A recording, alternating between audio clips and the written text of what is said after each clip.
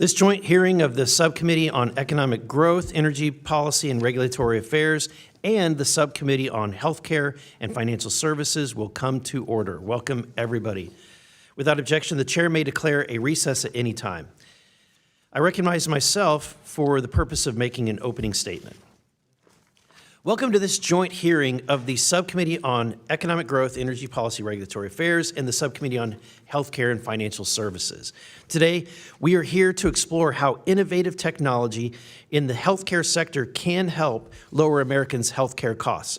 Healthcare costs in the United States have long been on the rise, but recent Democrat policies and the radical Biden administration's regulatory agenda have made healthcare costs in America even worse. The Inflation Reduction Act, or the IRA, signed into law by the Biden administration in 2022, was passed under the guise of lowering healthcare costs for working Americans. These two subcommittees recently held a joint hearing on the ballooning costs and the market-distorting policies included in the IRA. Today, we have another opportunity to take a hard look at the consequences of policies that not only failed to accomplish their intended goals, but place an undue regulatory burden on Americans.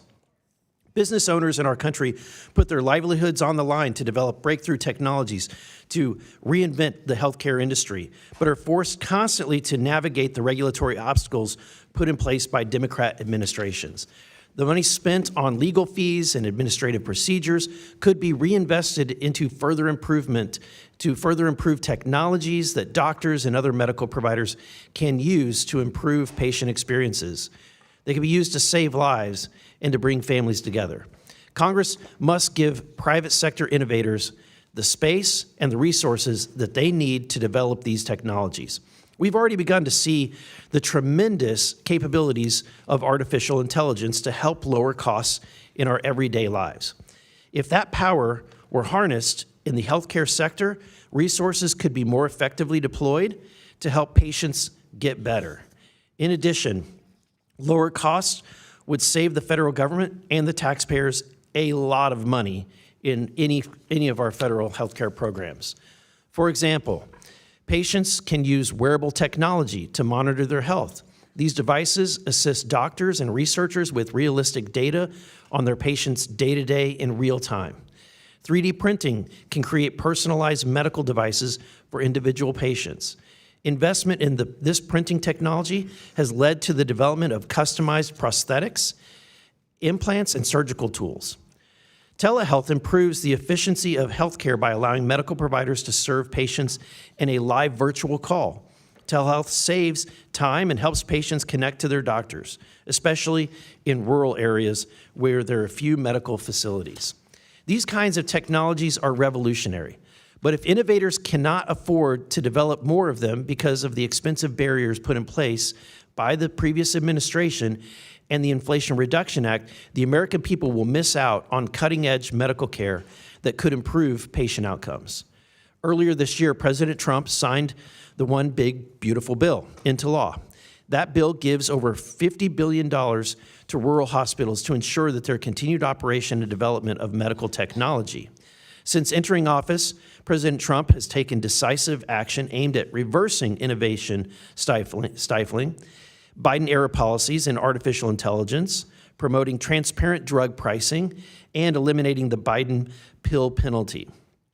Our expert panel of witnesses, including a fellow Missourian and a medical technology business owner, will provide testimony on this important issue. I thank all of the witnesses for being here today, and I look forward to our discussion. And with that, I yield to Ranking Member Frost for his opening statement. Thank you, Chairman Burleson and Chairman Grothman, and thank you to the witnesses for being here this afternoon. I got to be honest, I was a little shocked to see this hearing called on healthcare affordability this week. As we continue to see congressional Republicans block extension of the tax credits that will help people obtain affordable health care. We, as in this moment, are in a crisis. In just 5 weeks, the Affordable Care Act ACA enrollment period ends, and 189,000 people in my district alone will be paying anywhere between 50 to 300% more in premiums, and many will opt out of coverage altogether. So we can hold a hearing about whether technology for new software and medical tools can decrease cost. It's very interesting. I would appreciate that conversation and support innovation in the way that we deliver healthcare. But to hold this hearing now while ignoring the massive upcoming cliff in front of us right now is, quite frankly, an insult to the 25 million Americans that will see their health care costs go up if Congress doesn't do its job. Healthcare costs are going to skyrocket for American families if people can't afford their premiums. And using technology to make certain procedures or processes slightly more efficient will not change that. We cannot allow the cost of treating cancer, diabetes, heart disease, and any other condition to people we know and people we love that are battling every day to bankrupt hardworking Americans. I cannot imagine trying to convince my constituents who are about to be paying an additional $2,000 a month in healthcare premiums that giving money to tech companies will knock off a few dollars here and there and that it's the best their leaders can do for them. It's not just my district. Millions of people across the country are unsure whether they can afford health care coverage as premiums and deductibles rise. 1 in 4 Americans who currently rely on the Affordable Care Act for health insurance are at risk of losing coverage if congressional Republicans succeed in letting these tax credits expire. Most Americans who are enrolled in the Affordable Care Act will see their health care insurance premiums increase from anywhere from 50 to 300%. And at the same time, congressional Republicans have taken a sledgehammer to our healthcare system and set us on a path to undo all the gains that made healthcare more affordable under Democratic leadership. President Trump's One Big Beautiful Bill Act takes healthcare coverage away from a whopping 15 million Americans. The single biggest legislative achievement of congressional Republicans and President Trump this year has been to rip Medicaid away from almost 8 million people by 2034. Congressional Republicans and Donald Trump, it seems like, don't care whether or not you can afford your health care or medical care. And we got to be clear, this issue is fixable. The health care crisis that congressional Republicans and Donald Trump have created have real and devastating consequences for Americans. Patients will go without the preventative and primary care that they need. 1 in 3 young Americans are at risk of losing their health insurance in the next few years. The number of Americans without health insurance coverage in every state and every congressional district will rise. And thanks to the work of Donald Trump and congressional Republicans' new draconian work requirements for Medicaid eligibility, 2.1 million American women may no longer have health insurance when they are pregnant or caring for young children. And then you have people like my governor, Ron DeSantis, come out and say that young people, quite frankly, might not need health insurance if they're under the age of 40. People who get health insurance through Medicaid or the Affordable Care Act marketplaces are the same hardworking Americans that we live and work with every single day.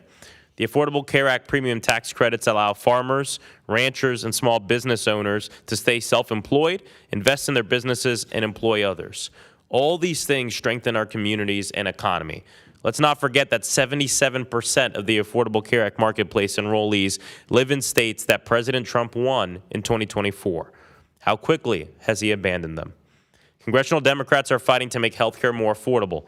We are fighting to lower prescription drug prices, and we are fighting to make sure that all Americans have access to quality health care. We know we have a broken health care system. There's a lot I personally want to talk about as it relates to this health care system. I personally believe in single payer.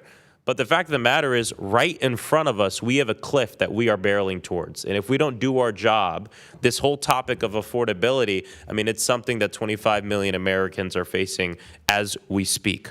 As we learn about innovations in healthcare technology today, it's important that my congressional Republican colleagues face the reality that healthcare innovation is not a substitute for affordable healthcare coverage, and it's not enough to reduce costs on its own.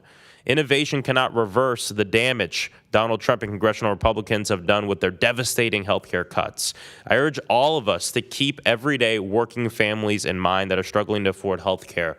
Let's ensure that we pass these premium tax credits. Let's ensure that we don't hike health care costs for 25 million Americans from anywhere from 50 to 300%. And then let's get together and figure out what we can do in terms of innovation to bring down costs for all Americans. Thank you, and I yield back. I now recognize Chairman Grothman for the purpose of making an opening statement. Yeah, thanks. Just to respond to that a little bit, I think it's becoming more and more over time apparent that the major beneficiary of Obamacare or the ACA are the insurance companies, and we are at a cliff here where we're going to find out, or where we find out what happens when we let the insurance companies write such a plan. We're at a point in which we got to spend $34 billion a year more to prop up a failed plan or come up with some sort of alternative. So, welcome to this joint hearing of the Subcommittee on Economic Growth, Energy Policy, and Regulatory Affairs and the Subcommittee on Healthcare and Financial Services.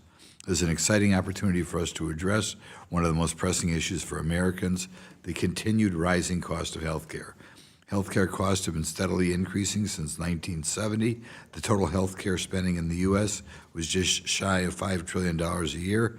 That's $14,500 per person. That's almost 18% of GDP. In 1970, healthcare spending accounted for only 7%, so it's increased by 150% over the last 50 years. The U.S. spends twice as much per person on healthcare as other peer nations. I don't have statistics on how much our insurance companies make compared to other nations. It makes sense that the overall healthcare costs have increased in the past 50 years. Our country's population has grown from 200 million to 350 million. The problem is not that we're not spending money on healthcare. The problem is that the money that we're spending is being wasted and does not improve patient health. Recent studies show that nearly 1/3 of healthcare spending in the U.S. is wasteful because it does not lead to better patient outcomes. In 2023, that would mean $1.6 trillion spent on healthcare was wasted. To put $1.6 trillion in perspective, the federal government spent that same amount on total health insurance in 2024, including Medicare, Medicaid, CHIPS, and the Affordable Care Act marketplace subsidies. More than half of this wasteful spending can be directly attributed to administrative expenses. That's why when you go into a hospital or clinic, you see a huge number of people working there who really have nothing directly to do with healthcare. Over the past several decades, the growth in administrative staff has far outpaced the growth in doctors and nurses. Hospitals, insurance companies, and health systems now employ layers of administrators focusing on billing, compliance, reporting, coding, navigating complex regulations other than delivering care. In many hospitals today, there are multiple administrative employees for every practicing physician. These costs are passed directly to patients through higher premiums and reduced access to care. Higher prices, higher premiums, and reduced access to care. At the same time, patients are left completely in the dark about prices. Someone scheduling a routine procedure frequently has no idea what it'll cost or how prices compare across hospitals, clinics, or providers. In almost no other sector of our economy do consumers face this level of price secretiveness.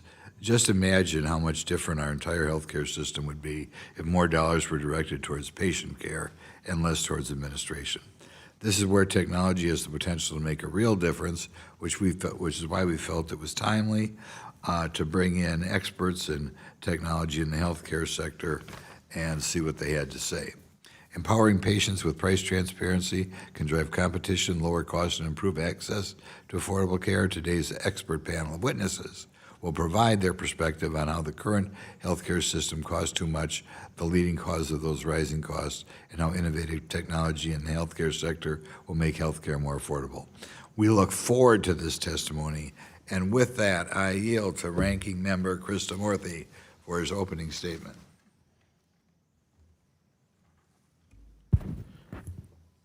Thank you, Chair Grothman. Thank you, Chair Burleson and Ranking Member Frost. I associate myself with the comments of Ranking Member Frost, and I just want to point a few things out. If we don't extend these tax credits that are going to expire at the end of the year, in Illinois alone, 500,000 people who receive these tax credits will see, on average, their premiums go from $260 a month to $464 a month, almost an 80% increase. Looking closer at these numbers, those living in urban areas will see an almost 90% increase in premiums, whereas people in rural areas would see premiums rise by a stunning 107% on average, so doubling their premiums. Let's be clear, people will not stop needing medical care. Safety net and rural hospitals will pay the price.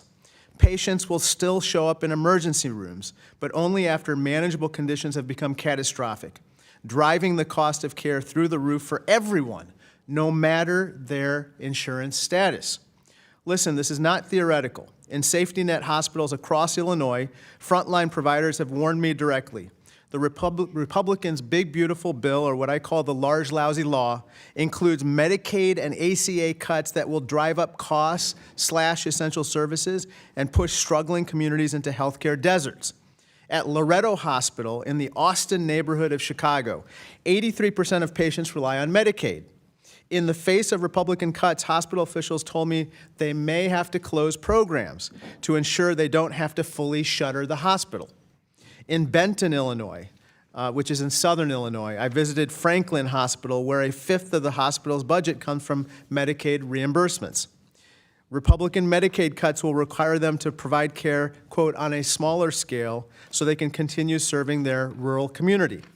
On top of that, leadership at Franklin Hospital told me that if the Medicaid cuts are significant enough, they would have to reduce staffing and reevaluate the services they can provide, and this will affect the entire rural economy. Republican healthcare cuts are going to close essential hospitals, and this is a map of 11 hospitals in Illinois that are set to shutter. It's going to hurt everyone because it doesn't matter what healthcare status you belong to, health insurance status you belong to. If you use any of these hospitals and if they close, you will be negatively impacted. And so that's why we need to be concerned about this expiration of tax credits at the end of the year, but also the implementation of the large, lousy law, because it will lead to a crisis in healthcare that is eminently preventable today. If we can just marshal our energies and collective resources, we can pass an extension of the ACA tax credits and prevent what would otherwise be a catastrophic situation for millions of Americans. Thank you, and I yield back. Thank you, Chairman Grothman, Ranking Member Frost, and Ranking Member Krishnamurthy. I'm pleased to welcome our expert panel of witnesses. First, we have Brian Worley, who is the Chief Executive Officer of Patient Technologies Incorporated. Next to him, we have Dr. Darius Lakdawala, Quintiles Chair in Pharmaceutical Development and Regulatory Innovation and Chief Scientific Officer, Schaefer Center for Health Policy and Economics at the University of Southern California. Next, we have Dr. Ziad Obermeyer, who is with Blue Cross of California, Distinguished Associate Professor, Health Policy and Management at the University of California, Berkeley. And next we have Mr. Chris Jacobs, who is the founder of the Juniper Research Group. And finally, we have Ms. Sophia Tripoli, Senior Director of Health Policy at Families USA. Thank you to each and every one of you for being here today. I'm looking forward to your testimony. Pursuant to Committee Rule 9G, the witnesses will please stand and raise their right hand. Do you solemnly swear to affirm that the testimony that you're about to give is the truth, the whole truth, and nothing but the truth, so help you God? Let the record show that the witnesses answered in the affirmative. Thank you, and you may take your seats. We appreciate you being here, and let me remind the witnesses that we have read your written statement, and they will appear in full in the hearing record. So please limit your comments to 5 minutes, and the light system is pretty self-evident. Green is go, yellow is wrap it up, and red is stop. I now recognize Brian Worley for his opening statement. Thank you. My name is Brian Worley. I'm the CEO and founder of Patient. I founded Patient because I believe the most powerful way to remake the healthcare market and lower the prices we pay is by increasing and returning purchasing power to the one stakeholder in the system most sensitive to and capable of discerning value, and that's the patient. Our goal is to improve the ability of employers and patients to simply purchase and pay for care, ideally paying not just transparent but transactable cash prices directly to providers whenever possible. We do that with help from pioneers like Health Equity and Mark Cuban Cost Plus Drugs today. Today, we serve 6,000 employers who want the capital efficiency of lower-cost health plans while ensuring that the 96% of their employees who never reach their out-of-pocket maximum have an easier way to pay for care. We don't do this work alone. We're grateful for partners such as Elevance and Blue Cross Blue Shield of Arkansas, Cigna, Centene, Gravy, Sidecar Health, Humana, and many others who've been investing with us for years to improve the affordability of the out-of-pocket experience for ACA, governmental, and employer health plan members and providers. I'm proud to say that Patient also provides the software that powers the Medicare prescription payment plan for nearly 22 million Medicare beneficiaries. The Medicare prescription payment plan is a bipartisan healthcare payment innovation that gives 54 million seniors the option for their insurer to pay their out-of-pocket costs up front at the pharmacy counter. Seniors receive a statement at month end to review for accuracy and then pay in full like most do, or simply smooth their payment plan over the plan year to better fit their household budget. This innovation gives 54 million American seniors financial security and the ability to personalize payment in a way that works for their budget. It's a pragmatic approach to make healthcare more accessible and affordable, and recognizes the ability to pay a $600 out-of-pocket expense is not the same for every senior. Importantly, this concept of cost smoothing, it improves affordability without removing responsibility. This bipartisan idea is catalyzing change in the employer insurance market, where brokers, employers, and insurers are realizing that health plans that include cost smoothing create the ability to have lower cost health plans coupled with better financial experiences for patients and providers. The market is moving toward these hybrid healthcare plans that have the efficiency of simply paying cash in full or over time for low-cost routine care, coupled with the security and peace of mind of insurance coverage and payment rails for rare care. Please consider 4 suggestions to expand the use of this existing in-market technology to immediately improve healthcare affordability. 1, ensure seniors are automatically protected from unaffordable out-of-pocket costs by auto-enrolling them in the Medicare prescription payment plan. Every insurer in the country has successfully launched and operationalized M3P. Seniors like the financial protection, convenience, and ability to review their monthly statements for accuracy before they send in a check and pay for care. Plans can and should automatically enroll seniors in 2027 in M3P instead of laboriously requiring 6 seniors to call, opt in, and potentially delay care. 2, encourage insurers to expand payment smoothing to include medical costs. Why should seniors only be able to smooth their pharmacy claims over time? Why not their larger, more costly, and unpredictable medical expenses? Secondly, expand payment smoothing into ACA and employer plans, providing real relief to 180 million people today. To help this innovation, uncompensated care from payment smoothing should be clearly characterized as the equivalent to a medical loss and counted below the line. 3, allow seniors to access the benefit in real time. Seniors should be able to opt in real time when they need help the most, when they're standing in a moment of uncertainty at a pharmacy counter, instead of waiting 24 hours and making a return trip to the pharmacy or not. The technology exists to allow seniors to opt in real time or near time, allowing them to simply get their meds when they need to. And lastly, return the economic power to the people by allowing employees to receive and control more of their own healthcare dollars. Give employers and employees the voluntary option to receive the full cash value of what their employer would have spent on their health plan into a HSA or a Roth version of an HSA that they could use to invest in their health, purchase insurance, or simply and directly pay transparent, transactable cash prices directly to providers. Thank you for the opportunity to share my testimony. Thank you, Ms. Worley. I now recognize Dr. Lakdawala for his opening statement. Chairman Burleson, Chairman Grothman, Ranking Member Frost, Ranking Member Krishnamurthy, and honorable members of the subcommittees, thank you for the opportunity to testify today about accelerating medical innovation through regulatory reform. The opinions I offer today are my own and don't represent the views of USC or the Schaefer Center. In 1965, the world's first beta blocker drug, propranolol, was readily available to patients in Europe. Unfortunately, American patients would have to wait 11 years to fully benefit from this revolutionary treatment for cardiovascular disease. We now know that delay was deadly. Clinical trials show propranolol reduced stroke risk by 25% and cut heart attack mortality by nearly 30%.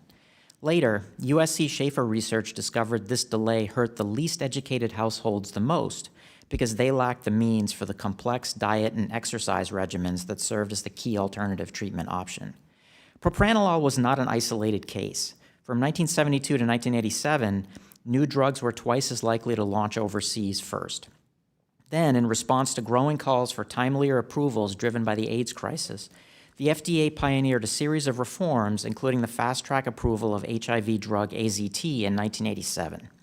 Thanks to these and other forward-thinking regulatory reforms, America is now the preferred launch market for breakthrough medicines. What's needed today is the next generation of forward-thinking regulatory reforms that would encourage critical innovation and improve the health of American patients. First, Medicare's Coverage with Evidence Development Program needs urgent reform. Despite its name, CED limits both coverage and evidence development. USC Schaefer analysis reveals how it creates stark disparities. CED-qualified hospitals are half as likely to treat patients that reside in rural areas. Similarly, they treat fewer low-income subsidy-enrolled patients and fewer patients residing in socioeconomically disadvantaged neighborhoods. Not only do these kinds of constraints reduce equitable access, but they also undermine a key goal of CED, to generate evidence on a nationally representative sample of clinically eligible patients. Several steps could move CED in the right direction. Developing a clear definition of CMS's reasonable and necessary standard, limiting coverage constraints only to those circumstances where clinical risks matter to patients, and providing transparent milestones that would end CED restrictions. Second, the current approach to Medicare Advantage risk adjustment weakens or sometimes even eliminates incentives for long-term prevention. For instance, academic research shows that including pneumonia and risk adjustment coincided with reductions in the influenza vaccinations that help prevent pneumonia. That's because risk adjustment insulates insurers from the cost of long-term illness and eliminates their financial rewards from preventing such illness. On the provider side, alternative payment models also encourage short-term thinking by limiting shared savings from prevention to just 12-month horizons. Treatment and prevention of obesity is a good example of long-term thinking. Our research proves investing in obesity treatments for the Medicare population generates at least a 13% annual rate of return, greater than the stock market. This recent Medicare coverage expansion for obesity treatments can help unlock this value, especially if coupled with a framework that encourages broader preventive investments. As USC Schaefer research has suggested, CMS could allow multi-year enrollment in MA plans with premiums fixed over the enrollment period and set to reflect average growth in costs. Lengthening the payback period would align insurers' incentives with the health of beneficiaries, especially because beneficiaries tend to stay with the same MA plan for about 6 years. Third, we must tackle healthcare's pricing opacity. USC Schaefer research demonstrates that opaque pricing systems profit from complexity. Imagine grocery shopping, where price tags are removed and you receive one aggregated bill at checkout. You'd have no idea if milk costs $5 or $50. That's American healthcare today. The economic logic is clear. When buyers can't see prices, sellers exploit that blindness. In healthcare, aggregated payments and complex billing hide true costs. This isn't just inefficient, it's a transfer of wealth from American families to healthcare intermediaries who profit from confusion. American patients deserve a healthcare system that delivers breakthrough innovations efficiently, equitably, and transparently. These reforms can deliver that system, but only if we act decisively. Thank you. Thank you. I now recognize Dr. Obermeyer for his opening statement. Thank you for this invitation to testify. I am a physician and a researcher at Berkeley, where my focus is on artificial intelligence applied to health. I'm also the co-founder of a company called Dandelion and a nonprofit called Nightingale Open Science, both of which are dedicated to accelerating the development of health AI. Every time a new technology comes around, somebody says, this time is different. But when it comes to healthcare costs, new technology always seems to increase them. That's because the technology is expensive, but also because the more choices we have of technology, the harder it is to make good decisions, and that leads to waste and poor quality. So I'm going to tell you that artificial intelligence is different, and you should be suspicious, but let me try to convince you. The reason is because AI is a tool for making better decisions. And that's how it can give us a rare 2-for-1 opportunity to reduce the cost of care and improve the quality at the same time. Let me give you an example. Every year, 300,000 Americans drop dead suddenly because of cardiac arrhythmias. As an emergency doctor, I've seen too many of those patients, and I'd guess some of you in this room also know somebody. What makes these deaths so tragic is that we have a cure. A defibrillator implanted into the heart could save those lives, but doctors have trouble deciding which patients should get a defibrillator. And that means a lot of people die without a defibrillator, but it means something else too. 2/3 of the defibrillators that doctors actually put in never fire, never deliver a life-saving shock, because the patients we thought were at high risk aren't at high risk and never go on to develop those arrhythmias. That's a $50,000 procedure with real risks, but in this case, zero benefit. My colleagues and I have built an AI system to help solve that problem.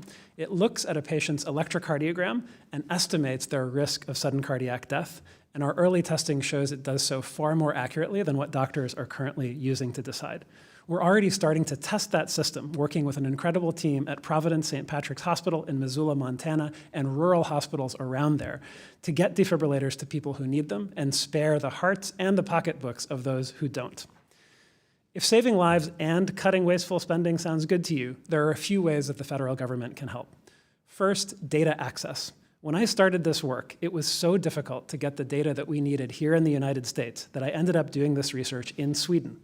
That process took 10 years, but it was still faster than doing it here despite European data regulations.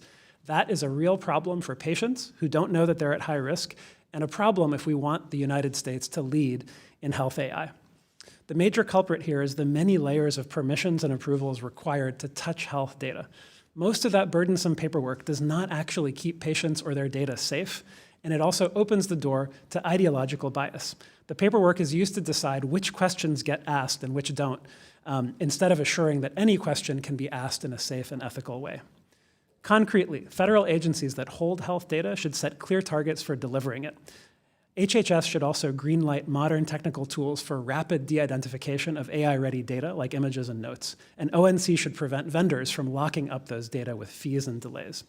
None of this means compromising privacy or safety. In fact, just the opposite. Adopting modern data management methods can increase speed and access while improving safeguards. Second, FDA evaluation.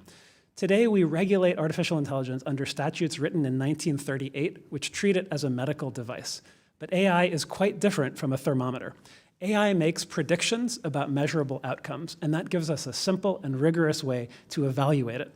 Does AI predict what it's supposed to predict in populations that look like all of America? The FDA should put that question at the center of its approach to AI and build or partner on data infrastructure for rigorous, independent evaluation. That transparency is essential for rapid progress and for catching problems like algorithmic racial bias, as I've shown in my prior work. Third, CMS should pay for AI that does good. The private sector is currently underinvesting in AI tools because of deep uncertainty about what payers will pay. CMS has the power to shape that, and the new access model is a promising new step in that direction. But CMS should go further by creating payment codes for AI tools that are shown to improve outcomes, reduce costs, and detect fraud and abuse. As my 5 minutes draw to a close, 3 Americans have experienced sudden cardiac death since I started to speak. They might still be alive if my data access had taken 9 years instead of 10. Speed is important for patients. It's also important for the fiscal health of the United States, and it's important because we're in a race. We have a head start in that race with great data, world-class universities, and purchasing power. And if we make it easier to use data, regulate well, and pay for high-value tools, we can reduce costs, save lives, and secure American leadership in AI. On the dot, Dr. Obermeyer. All right, I now recognize Mr. Jacobs for his opening statement. Thank you, Chairman Burleson and Grothman, Ranking Members Frost and Krishnamurthy, members of the subcommittee. Good morning. Thank you for inviting me to testify. My entire written statement is before you, so I will not repeat it, but instead make 3 main points regarding healthcare costs and insurance coverage. First, Obamacare has not met its stated objectives. The law singularly failed to achieve candidate Obama's 2008 promise that his healthcare plan would, quote, bring premiums down by $2,500 for the typical family, end quote. Individual health insurance premiums more than doubled in the law's first 4 years of full implementation and continue to rise faster than premiums for employer-sponsored coverage. Meanwhile, the law encourages insurers to avoid the sickest patients, often harming those it most intended to help.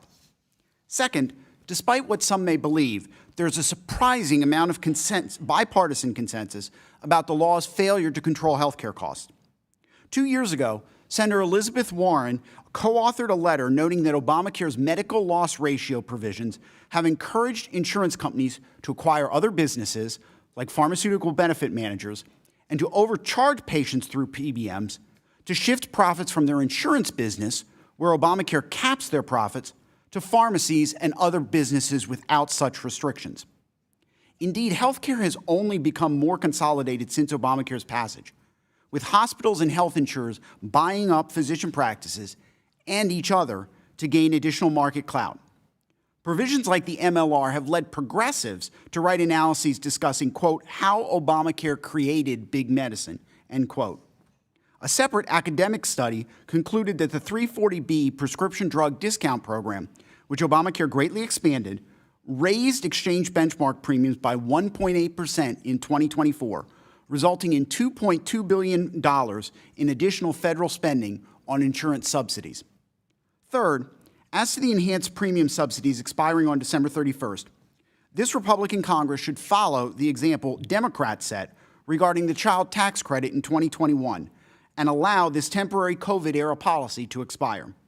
The myriad studies regarding fraud on the exchanges, including last week's Government Accountability Office report, demonstrate why Washington should not spend $350 billion taxpayer dollars, plus interest, to mask flaws in a law that has made health care less affordable. Thus far, during open enrollment, 400,000 more people have signed up for exchange plans than did so at the same time last year, notwithstanding the impending expiration of the enhanced subsidies. These preliminary data suggest that the worst-case scenarios cited by enhanced subsidy supporters have not come to pass, reinforcing why Congress should let them expire. Instead, lawmakers should pursue alternative policies that will enhance insurance portability, realign incentives, and promote price and quality transparency.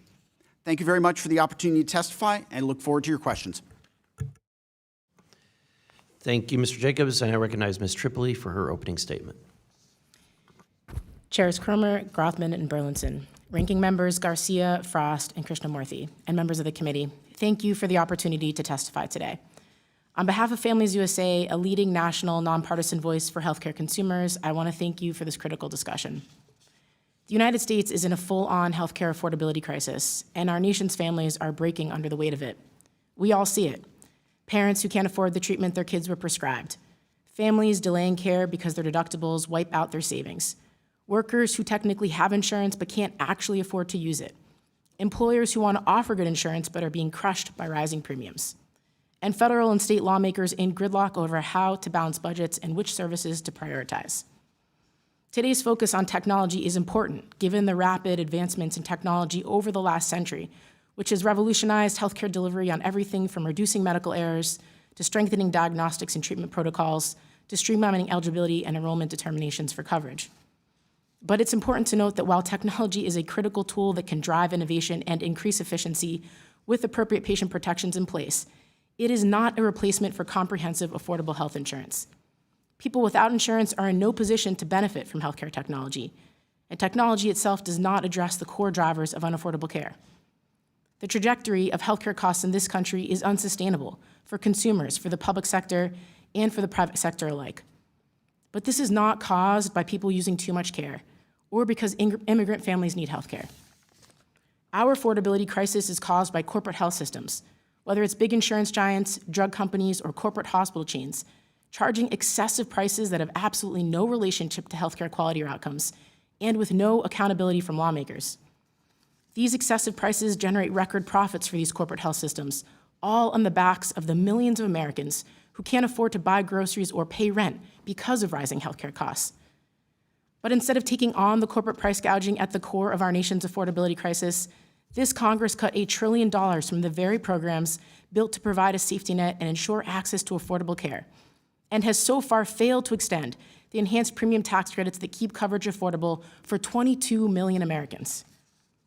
Poll after poll confirms that heading into 2026, voters want lawmakers to address healthcare costs above all other priorities: jobs and unemployment, immigration, crime, and the budget deficit.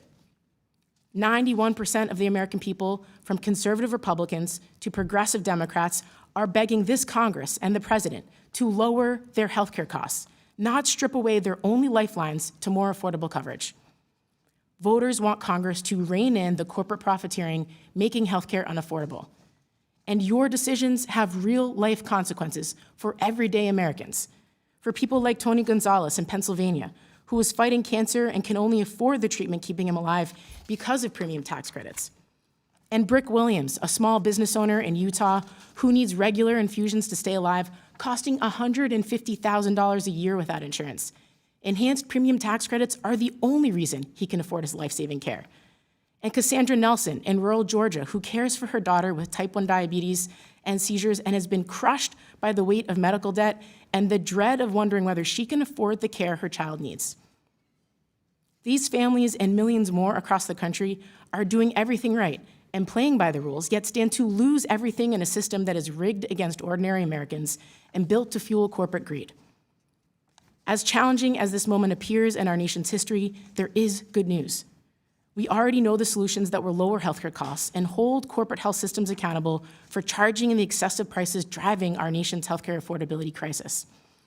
The solutions are to immediately pass a clean extension of the enhanced premium tax credits, to enact site-neutral payments to stop big hospital systems from charging Medicare more for the same procedure if it's performed at a hospital instead of a doctor's office, to allow Medicare to negotiate prices on more drugs and closing legal loopholes that allow drug companies to block lower-cost drugs from coming to the market, to stop Medicare Advantage companies from exaggerating patients' health risks just to get paid more, and to scrutinize the growth of private equity and the monopoly power of big corporate health care chains that drive up healthcare prices for all of us. These policy solutions are wildly popular and garner almost no opposition from voters across political parties. The American people are fed up with the broken healthcare system, and they are frustrated with politicians who choose to play politics with their health and financial security instead of delivering meaningful reforms. We appreciate today's discussion on technology and its role in potentially reducing costs, and the opportunity to draw attention to the healthcare affordability crisis. Congress has the power to advance policies that will lower healthcare costs and hold corporate health systems accountable for our nation's affordability crisis. We urge you to take action. I thank the committee for your time, and I look forward to answering your questions.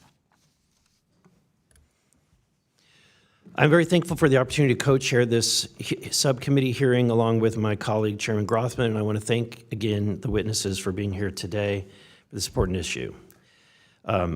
Unnecessary government regulation is an obstacle to developing innovation healthcare technology. This is technology that will not only, I'm sorry, I'm supposed to recognize myself for 5 minutes. I'm yielding to myself for 5 minutes. Unnecessary government regulation is an obstacle to developing innovation, healthcare technology, something that I worked in for almost 22 years. This is technology that will, if left alone, will lower costs but improve patient outcomes and save lives. But bureaucrats often step in the way, just like the Biden administration did when they attempted to force a one-size-fits-all approach to the healthcare sector while failing to consider what's happening at the local level. While I served in the Missouri legislature, I introduced a plan that was called the Healthcare Compact, trying to wrestle that one-size-fits-all authority back to the states. And I'm pleased today that I have another fellow Missourian who is thinking outside of the box, Mr. Worley, on how to address the healthcare costs for patients. Mr. Worley, what have you found to be the greatest obstacle in your business to develop this new kind of way in which people can pay? Every single day, we're motivated by one single goal, and that's to help people better access and afford care. We employ a team of incredibly talented people to make the uncertain moment that facing Americans all across the country something of the past. And so we want to give people the confidence, the ability, and the dignity to easily and effortlessly access and pay for care. I think our biggest barrier to that is just the inertia of the status quo, and moving that uphill requires the best efforts from all of us. Would you say that the status quo is propped up by the regulations that this town has created that really kind of that stop innovation like yourself, like what your company has provided? I think the degrees, to the extent that we can, the best regulation is probably no regulate. The ability for us to innovate and have degrees of freedom to respond to the market and respond to the customers and partners that we serve. That's what we're attuned to. And how would you say that your business under the previous administration, now that you've had 10 months under this administration, have you recognized any kind of change? 2025 has been a transformational watershed year in that we have enabled, nearly 20 million people to more easily access and afford care. We're providing people the peace of mind and certainty, and ensuring that unsure, uncertain moment that they're standing in a pharmacy is something of the past. We're giving them the ability to take care of themselves and their loved ones, and that is with the launch of the bipartisan Medicare prescription payment plan. Thank you. Mr. Jacobs, how has the Affordable Care Act caused health care to actually be unaffordable? Thank you, Mr. Chairman. It's really encouraged consolidation within the healthcare sector. I talked in my both in my prepared testimony and my written comments about how the medical loss ratio encourages consolidations, that we essentially have healthcare oligopolies now, that it encouraged insurers to buy pharmaceutical benefit managers and other forms of businesses where they could offload and shift their profits. Vertical integration. Correct. It's forced vertical integration. And there's also vertical integration within the hospital sector. Mr. Poli's statement noted the significant amount of hospital mergers that have taken place over the years, and I believe said that 40% of those occurred between 2010 and 2015. Well, there was a law Congress passed in 2010. It's called Obamacare. And to say that that did not have an impact, I think it very clearly did have an impact, whether it's accountable care organizations, that entities wanted to purchase physician practices, they wanted to purchase each other to get additional market clout, to negotiate more power, to negotiate with the insurers across the table from them. Yeah. Mr. Obermeyer, you addressed that in order to move forward, you need access to data. One of the previous bills that was passed before Obamacare was passed was actually to create these health information exchanges. But in my opinion, having worked in that space, it's been an abysmal failure. It does not work. It does not benefit patients. The data doesn't go from doctor to doctor. And then to hear that you say that it's not even accessible for research, anonymized, this is something that we have to get our hands on, particularly if AI is going to be moving forward. And I worry about where we are with that. How do we address that in a way in which we can still properly secure somebody's health information? We're used to thinking about a trade-off between how easy it is to access the data and how safe it is. I think that trade-off is largely a product of using old technology and old data management systems. The most sensitive data in the world are kept on modern systems that let people access it when they need it and keep out others. I think paired with a strict approach to law enforcement, we can have the best of both worlds. Thank you. I now recognize Mr. Frost for his line of questions. Thank you so much, Mr. Chairman, and thank you so much to our witnesses for being here. Mr. Worley, you were chatting a little bit about, in the last question line, that you guys were able to help 20 million people in 2025. How does that compare to other years with your company? It's an enormous step up. So on January 1, 2025, it was the launch of the Medicare prescription payment plan. That gave nearly 54 million American seniors with Part D coverage the ability to more efficiently and effectively get care and smooth their costs over time. Yeah, thank you. So how would you describe the demand for your services? It's increasing. Okay. If more people have to opt in for worse healthcare plans, higher deductibles, different things like that, would that also increase demand? The demand is increasing as insurers and employers are recognizing that they can have both a lower cost health plan and compassionately ensure people can access care. It's a pragmatic approach that enables people to be able to get the care they need and pay for that care. No, I appreciate it. And so your company, essentially you make money helping people to pay their healthcare bills in a more smooth way. If there are more people who cannot pay for their healthcare bills at once, will there be more demand for software like yours? Yes. And if healthcare becomes more affordable, if we had, let's say, My North Star single payer healthcare, something like that, people that need to enter payment plans for healthcare, there probably wouldn't be as much of a demand for the services, right? No, I think that the North Star and what affordability is, that affordability is an emotion. It's the ability to take care of yourself. And what we do is we give people the financial ability to manage whatever financial Whatever the costs are, yeah. may well be. No, I appreciate that. I'm not trying to paint you as a bad person or anything. It's to make a point, because you're a serial entrepreneur who finds a problem, right, and figures out a solution, and that's your prerogative, right? And we do have a problem. Healthcare is too damn expensive. The cost of healthcare is too high. And I would submit that part of the reason why there's such a bigger demand for your services than ever before is because the cost of healthcare is going up and up and up. And that's why I'm confused on why my Republican colleagues have you as a witness here on this panel about affordable health care. Not a dig at you personally, but because I think it shows, because there's so much more demand for companies like yours, it shows that we're failing in Congress, and whatever policies are being done right now are not helping people afford their health care and bring down the cost of health care. We're here to talk about bringing down the cost of health care. And if you can't afford to get it, right, when you receive that bill, it means you can't afford it. My dad was always strict with money. He always told me if you couldn't afford it when you got it, you can't afford it at all, right? If you have to buy now, pay later, you can't afford it. And that's part of the issue. And I think it makes sense why more people need services like yours is because the healthcare is too damn expensive. And President Trump and congressional Republicans are making it worse. And that's why I come back to this extension of the Affordable Care Act tax subsidies. We have just 5 weeks until the ACA open enrollment ends. And in 5 weeks, 189,000 people in my district alone are going to see their health care skyrocket. I can't tell you how many of my own friends and family have called me saying, what the hell? What are you guys going to do about this? I mean, I used to pay this much, and now I'm going to be paying this much. I can't afford it.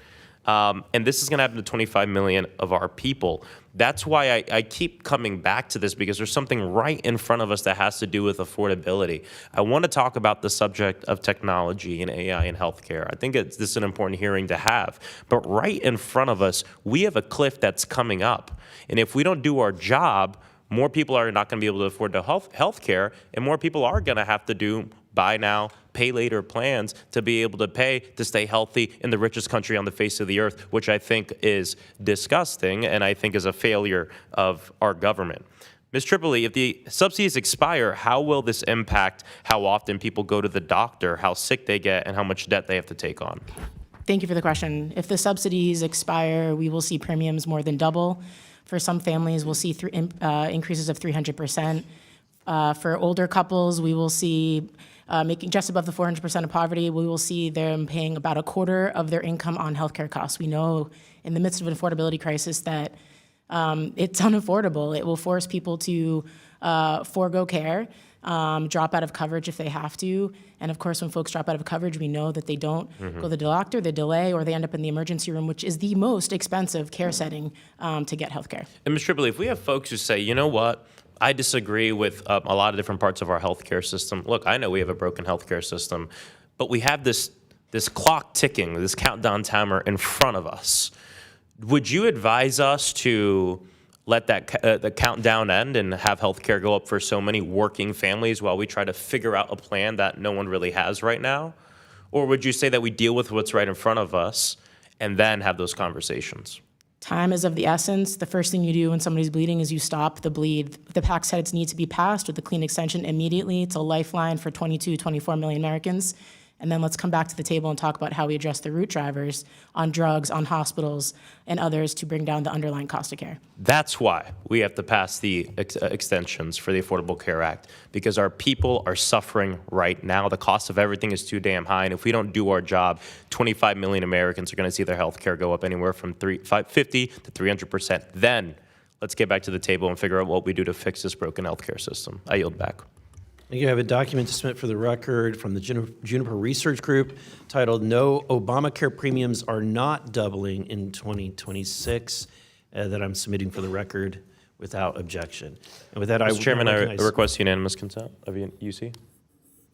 Of UC. this? No, Oh, yeah, for a document. You're recognized. Mr. Chairman, I ask unanimous consent to enter to the record fact sheets from Keep Americans Covered that shows that my Republican colleagues on this committee represent 738,000 people who depend on the Affordable Care Act tax credits. Without objection. All right, I now recognize. I'd Ranking like to, can I submit for the record? Yes, Mr. Gray. CMS fact sheet with regard to historical national health expenditure data and an AMA fact sheet on trends for healthcare spending. Without objection. Thank you very much. Now recognize Mr. Grothman. Okay. Chairman Grothman. First of all, I'm grateful for an opportunity to have this hearing with my co-chair, and want to thank the witnesses one more time for coming over here. A few weeks ago, the Healthcare and Financial Services Subcommittee held a hearing where we heard from the Trump administration about the youth healthcare crisis. Not only are our children facing chronic diseases as rates never seen before, but the healthcare system seems to only get more expensive without any noticeable improvement in outcomes. Recent data published by the Trump administration and confirmed by several other independent sources indicate that 1/3 of healthcare costs are wasteful and don't improve patient health. We're going to throw it. We'll start with Mr. Jacobs. Why are 1/3 of healthcare costs wasteful and fail to improve patient health? Do you believe that's true? I certainly think there is a great amount of waste in the healthcare system. Unfortunately, we, as I mentioned in my testimony, we don't have correctly aligned incentives. Everybody, if you know, the traditional example is the all-you-can-eat buffet. Everybody does a good job of spending everyone else's money in healthcare. Now, obviously, there are circumstances you're not going to, you know, try to shop for care when you're in an ambulance on the way to the hospital or anything else like that. But we do need to realign incentives at the margins to show where people can be smarter shoppers of healthcare. But first, that requires price and quality transparency. I've had personal difficulties myself on numerous occasions finding out what the heck things cost. I'll give you guys another question, and anybody can jump in here. Utilization rates vary from doctor to doctor and state for state. Does anybody want to comment on that or have any information on examples of overutilization, which would indicate that more is being spent than has to be spent? Well, Chairman Grothman, one issue is that if you look at that variation from state to state, it tends to be greater in Medicare than it tends to be in the commercial insurance market. And I think that indicates that when there's oversight in terms of what's valuable care, it helps to mitigate overuse. Examples of overuse, a prominent one is what's known as defensive medicine. So it's testing that's undertaken because of malpractice risk. It probably adds, our research suggests, around 10% to medical spending. So that's one important source as well. Okay, and that varies from state to state? It does, yes. Can you give examples of a high state and a low state, or just a shot at a specific example of dramatically higher costs in one state than another state? Typically, the states that award higher jury awards in malpractice cases tend to have more defensive medicine. Okay. Yeah. I think we can all agree we have a problem when 1/3 of healthcare spending, according to some people, goes to waste. Can you explain why that is such a problem and how it affects the healthcare market? Mr. Worley, I guess we'll start with you. Yeah, healthcare costs are a combination of the volume of care we seek and the prices we pay.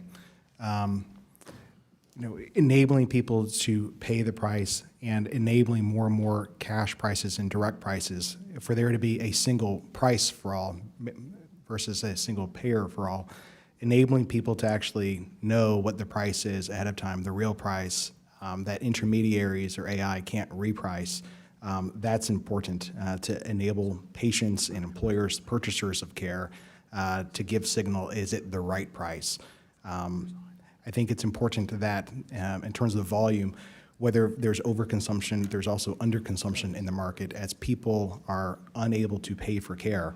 That's why nearly 30% of ACA markets have built solutions like patient into ACA plans to ensure that people are able to get care when it happens, because healthcare is a necessity. Okay, what I'll do is I'll go down the line starting with Mr. Lakdawala. how have you personally experienced rising healthcare costs in your individual field or from the perspective that you're in right now? And specifically, what would you like to see Congress do to rein in those costs? I would like to see attention paid to measuring the value of different healthcare procedures, drugs, devices, and the like, and ensuring that we're not continually investing in low-value care, which is happening. For example, most Americans say they don't want to die, don't want to spend their last days of life in a hospital, yet a majority of individuals end up there. That's wasteful care because it's not aligned with what patients value and their families value. In other words, people are, well, we'll go ahead. I'm running out of time, so we'll go down the line. I'll just tell you one fact from my own experience as a physician. I've ordered a lot of wasteful tests, for example, in the ER, tests for heart attack that expose patients to risk and costs and come back negative. At the same time, heart attack is one of the most common reasons that doctors get sued because we miss it. And so even though, of course, there's a lot of contribution from incentives, fear of malpractice, the core of the problem, at least from my perspective, is that it's really hard to make decisions about who needs care. And I think that's why I'm so optimistic that artificial intelligence can help us make better decisions and thus reduce the costs of care, but also improve the quality by taking some of those costs and giving it back to patients who need the care. Mr. Jacobs? As an exchange customer here in DC who's facing a premium increase starting next month, I certainly understand the cost because I have to pay all of those out of pocket. I'm self-employed, so I don't have an employer to subsidize. I actually agree with Ms. Tripoli. I think site-neutral payments, and there's a good amount of bipartisan agreement on this, is a good policy that Congress should be enacting. I just recently went to a specialist for a second opinion on an orthopedic issue, and I ended up paying twice what I normally pay at my usual specialist, primarily because the second opinion was affiliated with a hospital, and it's a physician office visit, but it's billed through a different service. It's billed as an outpatient clinic visit, and so I pay twice as much. We shouldn't be inviting these kind of disparities, and that encourages more physician practices to merge with hospitals because they can charge more. We're going to break the rules and ask the final question to Ms. Tripoli, the Democrat witness. Well, I actually agree that the underlying incentives, the payment incentives of the healthcare system are misaligned. All the incentives are to get bigger and bigger and to charge more volume of high-priced services rather than making sure that people are getting the high-value care that they need to get healthy and stay healthy. And so I do think that there's a longer-term conversation about how do we structurally realign incentives with the health and financial security of the American people. But I will tell you that it's very hard to have that conversation when you've got 22 to 24 million people right now who need the enhanced premium tax credits extended. And so that's the lifeline that I need today. And then I encourage Congress to have a conversation about how to realign payment incentives in the healthcare system. Absolutely. What do here? Thank you. Thank you. I now recognize Ranking Member Krishnamurthy for his opening statement, or for his line of questions. Thank you. I can do that too. Thank you. Thank you, Mr. Chair, and thank you to the witnesses. Your answers have been very thoughtful, and I really appreciate your participation. Ms. Tripoli, I want to share the story of the family of a woman named Crystal from Central Illinois, which is where I'm from. She's in contact with my office, and here's a picture of her 3 children who have some very complex medical issues. After growing up on Medicaid, Crystal finally secured a job with employer health coverage. But the plan's costs for her 3 medically complex children were so high, the employer-sponsored coverage was effectively unusable. With the ACA's enhanced premium tax credits, however, she can instead buy coverage for her 3 children at $800 a month on the exchange. Now, if we let those tax credits expire, her premiums will nearly double to $1,400 a month, trapping her in a coverage gap. Ms. Tripoli, the Medicaid coverage gap, which Crystal is experiencing, affects millions of Americans who earn too much to qualify for Medicaid, but not enough to afford private health insurance coverage. That's why the tax credits were created in the first place, to enable people to afford, like Mr. Jacobs and others, the health insurance that's available on the exchanges. And Mr. Jacobs, I'm also on the exchange like yourself. So here's my question to you, Ms. Tripoli. Unfortunately, Crystal doesn't have an extra $600 a month to pay for her insurance. So to get out of the coverage gap, she would be forced to leave her job so that her kids can qualify for Medicaid coverage, because the only alternative to risking their health is basically going without coverage, which is a choice no parent should ever have to face. Ms. Tripoli, Crystal's story is not unique, right? It is absolutely not unique, and you're highlighting the exact reason why we need the enhanced premium tax credits extended immediately, not to mention the challenges that were imposed from H.R. 1 in terms of Medicaid work reporting requirements, and how difficult it will be for people to meet, who are working, but to meet those requirements under the new federal rules. And so there's absolutely a need for families like Crystal, and there are millions of families like hers across the country, to get the relief they need right now, and that's through extending the enhanced tax credits. Folks, as we approach the holiday season, please keep in mind families like Crystal's. I mean, we have to extend these. Even if we are going to negotiate future iterations of these tax credits, let's do the humane and right thing, which is to extend these tax credits for some period of time while we negotiate the rest of the ACA. Mr. Jacobs, you recently wrote this article entitled, quote, "The middle class can't keep up with persistent inflation forever," right? Yes, It was from December 1st of this month, right? that's correct. You wrote, quote, "American households feel stuck in an ever-growing vice by prices rising faster than their incomes can keep up," correct? Yes, Donald Trump recently claimed that the affordability crisis is a, quote, "hoax." You wrote in this article, and I agree with you, quote, "Trying to claim inflation doesn't exist won't cut it," correct? sure. You also wrote, quote, "I see it every week when I go to the grocery store. I consider myself luckier than most, but the weekly shop still feels painful." That's what you wrote, right? Yes, You also in part blamed Trump's tariff policy for high prices on things like bananas and coffee, writing, quote, "It seems foolhardy ever to have imposed levies on items that our climate won't allow us to grow in sufficient quantities domestically, but at a minimum, ending the tariffs will provide a bit of relief." That's what you wrote, right? that's correct. Despite controlling the House, the Senate, and the White House, Republicans have done nothing to bring down high prices. On the contrary, your article title could not be truer, Mr. Jacobs. The middle class cannot keep up with persistent inflation forever. President Trump's tariffs only make them worse. Now let me turn to my final topic, and that's AI. Ms. Tripoli, AI has become increasingly prevalent in healthcare settings. In fact, a recent study from Rand Brown University and Harvard found that 1 in 8 adolescents and young adults use AI chatbots for mental health advice. You don't dispute they found that, right?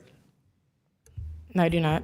Time magazine recently reported that when asked about self-harm, some of these bots have offered guidance on how to, quote, "safely cut oneself," or what to include in a suicide note. Ms. Tripoli, again, this is what Time and other news outlets have been reporting, right? Correct. My home state of Illinois has banned AI chatbots from offering any kind of psychotherapy for anyone. Other states have similarly instituted different guardrails for AI. Unfortunately, there's a move currently from the White House to preempt all state laws with a national law preventing this type of legislation that Illinois and other states have instituted or enacted to put guardrails on AI. Dr. Obermeyer, your testimony today, and we read through your testimony, does not endorse preemption and in fact does not even mention it, correct? Correct. Mr. Chair, the majority's own witness did not mention preemption in his testimony because it's premature. There are great things happening in red and blue states alike that are protecting our children. We have one of the few chances right now to come together and say no to a really hasty national preemption plan that the White House is initiating, and I hope we don't lose that opportunity to work together. Thank you, and I yield back. Thank you, Chairman Grothman. I'd like to submit another document for the record called "How Much Does That MRI Cost?" put together by Health Unleash Prosperity. I want you all to look at it. It shows similar procedures varying from $300 to $7,500, depending upon the provider. Thank you. Without objection. I now recognize Mr. McGuire for his 5 minutes of questions. Thank you, Mr. Chairman, and thank you to the witnesses for being here today. The tariffs, by the way, I heard mention of tariffs. Tariffs are working. For the first time in a decade, we have a surplus. That means our government has been spending more per month than we bring in per month. If you ran your house like that, you'd be on the street. And if you ran your business like that, you would be out of business. Now, the tariffs are important. I mean, American steel is back, bigger contracts than they've ever had. You can't do anything without steel. And gas prices are coming down because we're drilling more today than we ever have. In fact, in Roanoke, Virginia, this weekend, someone sent me a screenshot at the pump under $2 gas. I think it's $2.35 today, but still, we haven't seen prices like that in 5 years. Now, we got into a big mess over the last 4 years, and we've only been here about 11 months or so. It takes a while to turn the ship. But the one big beautiful bill puts jet fuel on our economy, and hopefully by the spring, you're going to see this. The problem is the government doesn't do a whole lot right. If they built you a car, it would cost $1 million, and you probably would be a year or two late in getting it, and it would fall apart. That's why we need free market competition. You've heard about COPN, a certificate of public need. It's like there's a monopoly and a control from those in charge. And if we had free market competition, it would drive down prices. I think the first calculator was this big. It was $5,000. But with innovation and free market competition, it got better and smaller and better and smaller. And now you can buy a calculator for $1 at the dollar store. We have not been allowing competition because the government is involved. And again, I can talk about the U.S. Post Office. In my district, we have health clinics, 41, I think, in several hospitals. And I asked them, you have to deliver medications every week to people that rely on these medications for life or death. Do you use the U.S. Postal Service? And they said, no. We use FedEx and UPS. And I said, how reliable are they? They said 100% reliable. And I said, how reliable is the post office run by the government? And they said, not reliable at all, and we can't use it. I said, well, give me your worst case example. And they said, well, we mailed some medicine in 2013, and we got it returned to us in 2023. And so I think the big problem with the cost overrun is Obamacare, for example. They call it the Affordable Care Act. I would call it the Unaffordable Care Act because it took away the free market competition, and it totally benefited the insurance companies, and they can charge whatever they want. When talking with hospitals about COPN, a doctor would say to me, hey, I want to start in a rural Virginia, far away from a hospital. I want to start a MRI clinic because I can do it for $500 a piece. Or you can go to a hospital and spend $1,500, $2,000 a piece.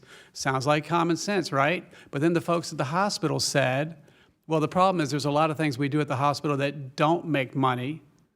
So then at the hospital, we charge a whole lot. So to make up for the programs that don't make money. So again, if it's nonsensical, it is a mess, and we need free market competition.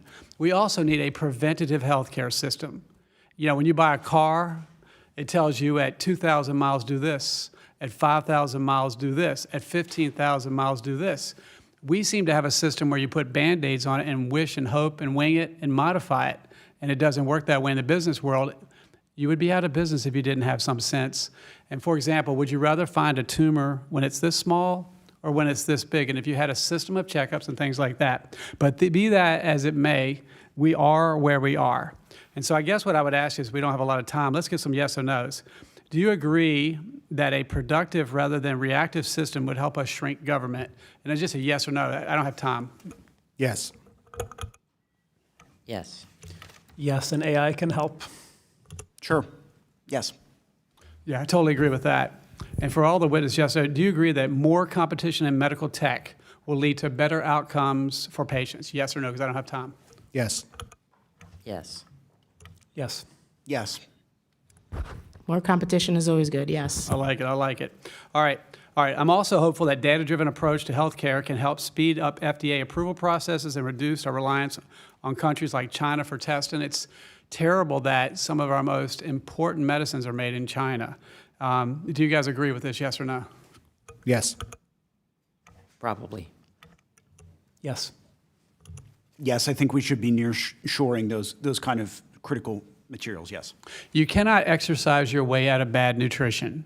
So do you guys agree that a preventative health care system, that they say the positive effects of fitness on the brain and mental health by having proper nutrition and exercise is very important? Do you agree with this?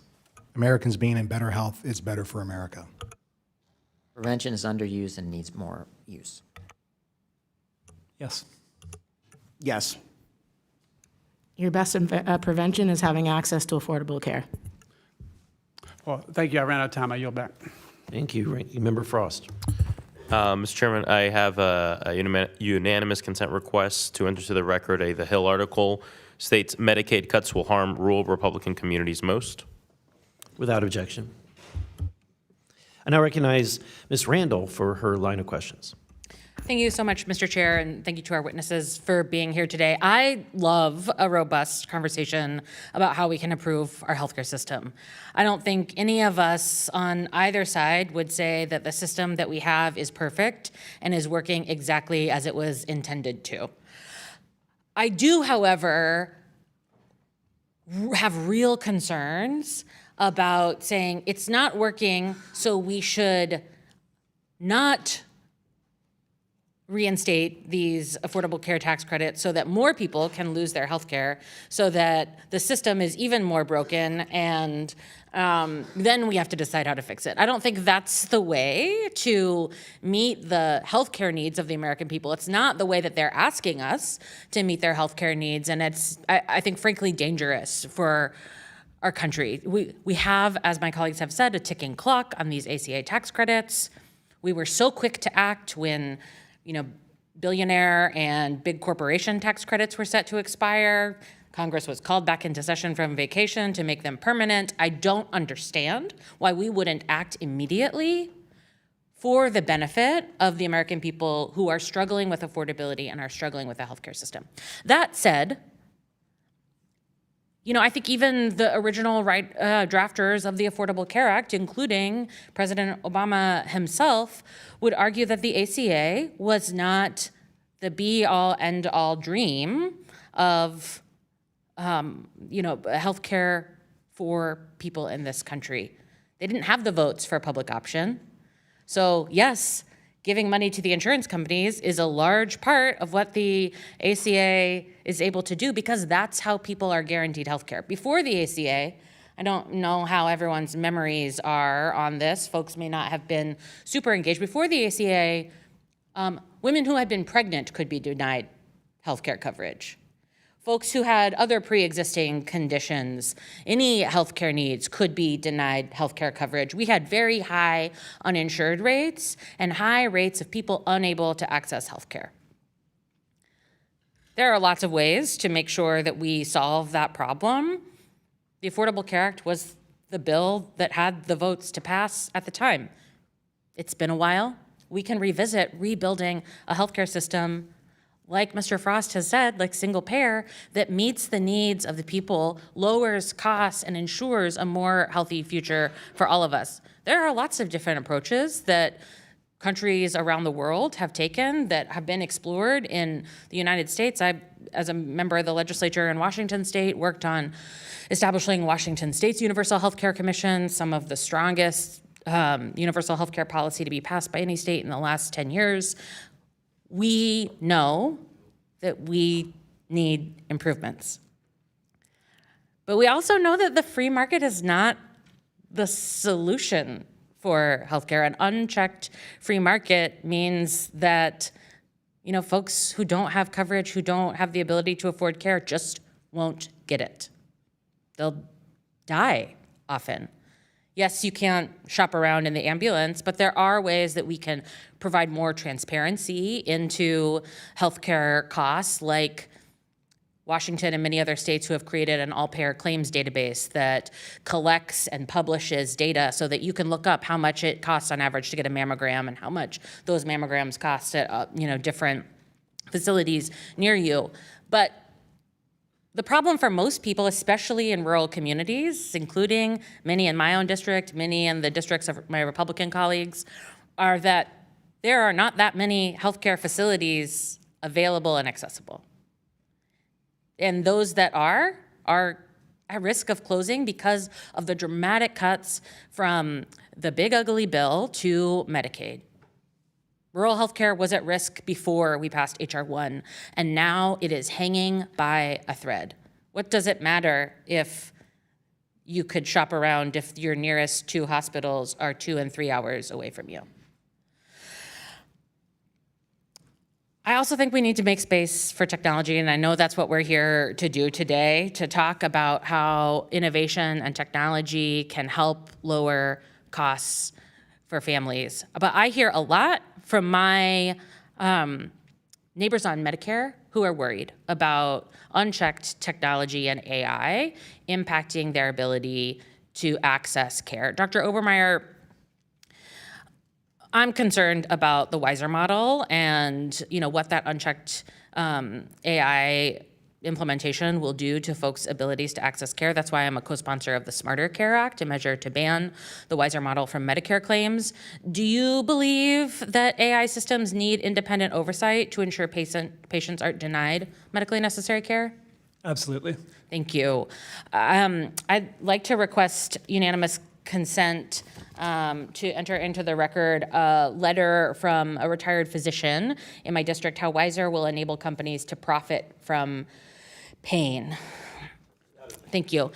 And I know my time is at the end, so I'll just wrap up by saying, I agree we have to fight consolidation. I agree we have to fight to take some of the costs out of the healthcare system. I agree that more people need access to better healthcare. And what we know is that vertical integration and consolidation of our healthcare systems doesn't lower costs for patients at all. It may lower costs for the provider groups, it may lower costs for the shareholders, but it doesn't lower costs for patients. Thank you. Thank you. I now recognize the gentleman from Florida, Mr. Donalds. Thank you, Chairman. I appreciate your sentiment. Before I get into questions, I think it's important to acknowledge what were just said. I want to start with some of the positives I just heard. The truth is that, yes, more competition in healthcare is going to be critical to deliver affordable care to consumers. And that's something I think which is a very bipartisan statement. I think both sides of the aisle can agree on that. I think one of the things that was also just acknowledged is that the entire purpose of the Affordable Care Act was not the Affordable Care Act. It was to take the United States towards single-payer healthcare. That was the design 15 years ago.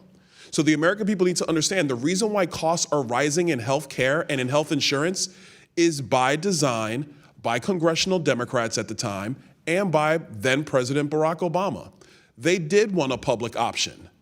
They wanted to put a public option in the Affordable Care Act that was going to be lower cost than what their own regulatory framework would allow in the private markets. The only reason they didn't get the public option is because they didn't have the votes. A guy named Scott Brown won a Senate election in Massachusetts. I know that sounds crazy today, but he did, and it stopped them from actually pushing forward with the public option, which, by the way, its entire design was to move America towards single-payer healthcare. The arc of history in healthcare needs to be clear on this point. Single-payer healthcare does not work. It never will. Because to the point of my colleague from the other side of the aisle, single-payer is the very definition of vertical integration of the healthcare system, which will not lead to lower costs for the American people. But I digress. Mr. Jacobs, you referenced that a single Social Security number was linked to over 26,000 days of subsidized healthcare coverage across more than 125 insurance policies in 2023. What mechanisms can be put in place to detect and prevent this level of exploitation of taxpayer funds, and what underlying vulnerabilities contributed to this abuse? Yes, Mr. Donalds, that's correct. And the Government Accountability Office report that was released last week was just one of many data points suggesting that there are significant amounts of improper enrollment and potential fraud on the exchanges. I think some of it is driven by, there are certainly rogue agents and brokers that have been acting, and CMS, both under the Biden administration and certainly under the Trump administration, have acted to crack down on that. I think eliminating zero premium plans, I think, is a matter of good policy that I think regardless, we should be asking everyone to pay at least a little bit of something towards their health insurance every Mr. year. Jacob, not to cut you Sure. off, but I want to acknowledge something that you just said. In your opinion, do zero premium plans lead to fraud and abuse? I think without a doubt, the system responds to incentives. And we've only had zero premium plans for the past few years under the enhanced subsidy regime. And we've seen that the concerns about improper enrollments, whether it's CBO or CMS with the data regarding zero claim enrollees in exchange coverage, all of them have been pointing to increased incidents of improper enrollments and fraud. Okay, thank you for that. Mr. Obermeyer, if artificial intelligence becomes significantly integrated into medical practice, what impact should we expect on the healthcare workforce? I think what we've learned from the history of automation and technology adoption is that it doesn't necessarily eliminate jobs. It actually changes the nature of those jobs. So doctors will start to need to interact with these tools and learn from them. And I think they'll start to augment the capabilities of especially nurses, community health workers, and others who can now have access to cutting-edge technology applied to the data from patients to help them make better decisions. Real quick, and a quick follow-up to that. Do you think that the Affordable Care Act's regulatory framework allows for this type of internal innovation in the healthcare system? I don't know about the ACA specifically. I think right now there are not very strong incentives for a lot of health systems to adopt this AI technology. I think the Access program that was recently announced from CMS is a good start in that direction by incentivizing preventive care augmented by technology. But I think that government programs can do more by, for example, creating payment codes for AI technology that drives lower costs, higher value care, and even detects the kinds of fraud, waste, and abuse that you mentioned earlier. Well, look, I'm all for efficiency. One of the things I do have a concern about is I hear that, yes, AI is being used in some respects in healthcare, a lot of it for upcoding, as opposed to pushing for efficiencies. And I think it's a major issue that we definitely have to get our heads around, both here federally and at the state level. Chairman, if I might indulge, I did want to ask a quick question of Ms. Tripoli. I know I was hearing your dialogue with one of my colleagues earlier about affordability. I recognize everybody has a concern about it. Honest question, do you really think that a centralized healthcare system will lead to efficiencies and lower costs for the American people? I think there are a lot of different models to get to a universal system of coverage that make sure that every person in the country has access to the affordable, high-quality health care and the health that they deserve. In any of those systems, you have to actually adjust the incentives and the way that prices in the healthcare system are set. And whether you're in the current system we have now or some future system, the reality is that the biggest drivers of our affordability crisis in this country on healthcare are the massive consolidation from corporate health systems, from insurance plans to drug companies to hospital chains. And so in any universal system of coverage, that issue has to be addressed.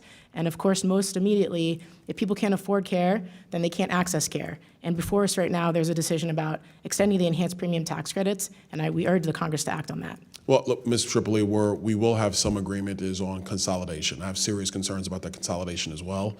I think if we're talking the a one-size-fits-all system, I mean, I've not seen one that's worked just about anywhere in any industry that's ever existed on this planet.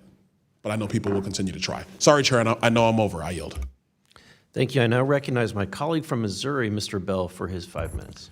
Thank you, Mr. Chair, Ranking Member, and our witnesses for being here today. The purpose of today's hearing is to discuss how technology can help reduce the future cost of healthcare. But I find this topic very ironic because we can't look forward to the future of healthcare while ignoring the challenges that Americans are facing now. The reality is that there are over 24 million Americans facing unaffordable health care with the pending expiration of the ACA premium tax credits. In Missouri alone, premium tax credits assist 95% of our marketplace enrollees. And so I heard a few comments that have me over here scratching my head. Mr. Jacobs, you said that the ACA has not met its stated objectives, and costs continue to rise faster and there's a failure to control healthcare costs. You remember saying all that, right? Yes. So I want to use an analogy again. So would everyone agree that Social Security overall is a good thing? Any objections to that? Okay. So when Social Security was created in the 1930s, most women were excluded. Intermittent workers were excluded. Nearly half the workforce population was excluded. And then it gets really rich with black folks. 2/3 of African Americans were excluded, 70 to 80% in certain regions of African Americans were excluded. But over the years, Social Security was improved. And I would say mostly by Democrats, but there was some bipartisan efforts there throughout the years to improve it. So I think it's safe to say that there was a point in time Social Security was not necessarily effective and a good thing in supporting folks, a lot of folks who needed it, and it got better because folks worked at it. So it's befuddling to me when we talk about the ACA, when Republicans talk about how bad the ACA is. First, it's the best thing we got going right now. Yes, it could be improved, so let's improve it. And so let's talk about the history. I'm a data person. So in 2010, Republicans unanimously opposed the Affordable Care Act. We all know that. In 2000, and didn't offer any alternatives, right? No alternatives, just opposed it, every single Republican. 2011, as soon as Republicans retook control of the House, they voted to repeal the ACA. Remember the whole repeal and replace? We never got the replace idea, but that's a different subject. Every Republican voted to repeal it. 2012, Republicans unsuccessfully challenged the ACA in court. Now, was there any court filings that the Republicans championed to improve the ACA? No, just to repeal it. I got a lot here too. I'm gonna try to get it in here. In 2013, Republicans refused to fund the government without delaying or repealing the ACA. They didn't say, hey, we got some ways to improve it. We just want to repeal it. 2015, Republicans passed a bill repealing the ACA that was vetoed by President Obama. No help, no ways, suggestions to improve it. In 2017, days after taking office, President Trump canceled ACA enrollment outreach advertising during open enrollment. Ms. Tripoli, does that help get the word out and help get coverage for folks? No. In 2017, Republicans tried and failed to repeal the ACA again. In 2017, Republicans passed Donald Trump's tax plan gutting the ACA's individual coverage mandate. Notice there was no legislation to improve it, make it better for Americans. In 2017, the first Trump administration cut enrollment outreach funding by 90%. They didn't do anything to improve the ACA. So when we are 3 weeks away from the end of the year, in the middle of open enrollment season, and we are all still waiting for a vote to protect the American people. So again, I got to ask, where is it? Where is this vote? Where is the help? Where is this plan? Where's the action to back up the promises and talking points? And so where's the evidence that you all truly care about the affordable access to health care for the American people? Because every single thing that we see is just to repeal what has done the best to control costs for Americans. Yes, it could be better, but Republicans got to work with us. Americans are screaming for relief with health care costs. And I appreciate some of the things that you're doing, particularly Mr. Worley in Missouri, but these are only layers of things that we need to improve healthcare costs, but we have to address these issues head on, and it's going to take Democrats and Republicans actually working together and stop playing politics and actually get in the room and do it. If you don't want to call it Obamacare, great. We'll call it something else. We can call it the Obama-Trump plan. I don't care. Let's just do what we can to work for the American people and bring the costs down. And right now, Republicans, since this act was implemented, have not given us one single plan to improve it or to help Americans address these issues. Thank you, and I yield back. Thank you. I now recognize the gentleman from Texas, Mr. Gill, for 5 minutes. Thank you, Mr. Chairman. Thank you for holding this hearing. And thank you to the witnesses for taking the time to be here. We certainly really appreciate it. I appreciate my colleague on the other side of the aisle and their sincerity and their desire to fix our healthcare system and make it better. I would suggest that Social Security and our healthcare system are not comparable or perhaps even analogous. Our healthcare system is $5 trillion. It's about 18% of our GDP.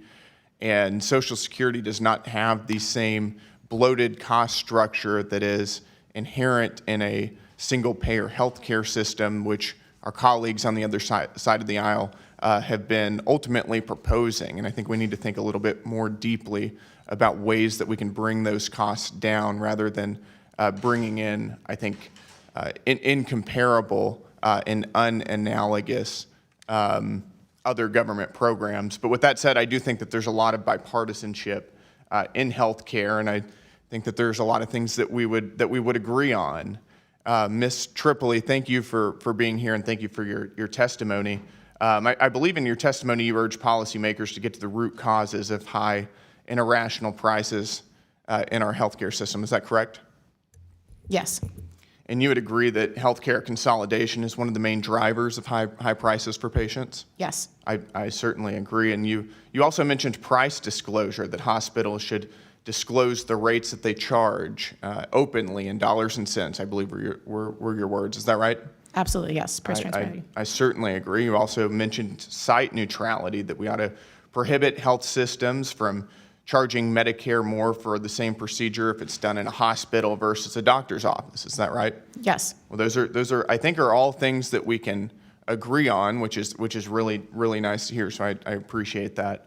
Mr. Jacobs, I want to ask you about Obamacare. Obamacare was sold to the American people as a program that would drive down premiums. I think the number that was thrown out by President Obama at the time was $2,500. Has that promise come to fruition? No, it has not, Congressman. And premiums on individual health insurance policies on the marketplaces and the exchanges more than doubled in the law's first 4 years, and that's primarily because of the regulatory mandates that the law imposed. And premiums have continued to increase substantially, and they continue to increase substantially more so on the exchanges than for employer-sponsored coverage. So you would say that Obamacare didn't slow the growth of premiums in any meaningful way? I think, if anything, quite the contrary. I mean, Senator Welch, I believe, last month admitted on the Senate floor that the law failed to reduce costs. But more than that, I think it's accelerated the cost growth because of the consolidation that has come about in terms of hospital mergers, insurers buying PBMs, et cetera, et cetera. Mm-hmm. And that's what I was getting to. Did Obamacare address or fix any issues related to price transparency?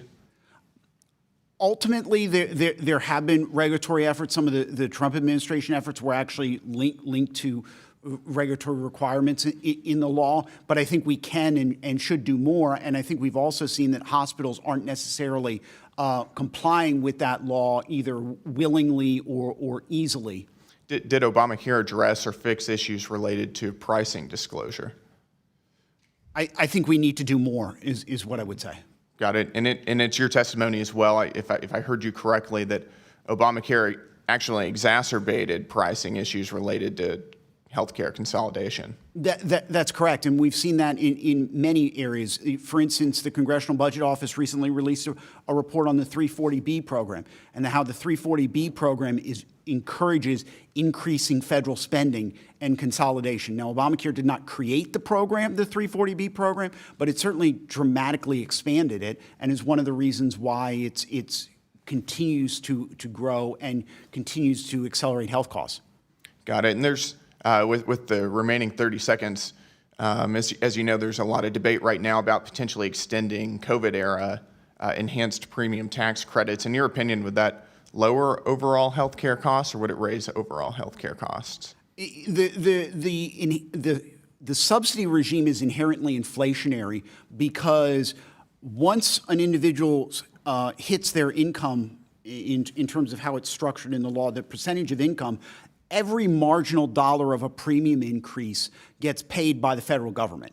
So insurers have no incentive to control costs because whether the premium goes up by 1% or 100%, the feds subsidize that.